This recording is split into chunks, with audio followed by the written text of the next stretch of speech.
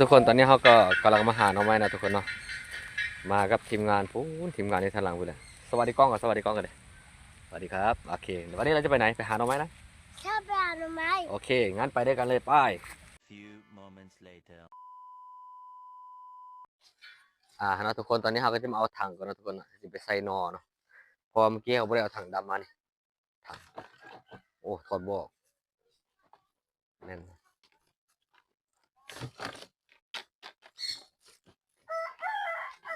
นี่ทุกคนเขาก็ได้มาแล้วถังมาดิเขาจะไปเก็บนอได้หมดเลยไปรุ่นน้ำกันพี่น้องมาทุกคนเดี๋ยวนี้เขาก็จะเคาะสีนี่ออกทุกคนมันนักเนาะยังไม่ทันได้นอคือแต่มันนักนี่นะ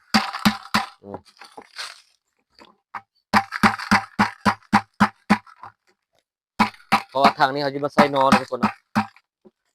นี่ทุกคนเบื้องนี่นอนี่เห็นบ่ดิหาง่ายๆเลยทุกคนนอนะไม่ไหม้เด้อทุกคนเด้อเบื้องเอาได้นี่นอนนี่อันนี้ก็เอาวะนี่แป๊บเดียวได้3 ดวงแล้วทุกคนไปข้างในทุกคนเนาะนี่วะ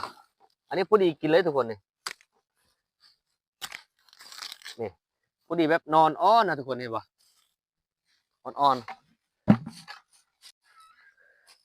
เนี่ยทุกคนนี่นอนยาวก็จะมีนะทุกคนมันยาวแล้วนี่นะเห็นปะแต่เขาก็ยังสิเอามาได้ทุกคนยาวก็ได้ แล้วเอาตอนนี้เนาะประมาณนี้เนาะนี่ก็ได้มันที่มีป้องมันนี่อุ้ย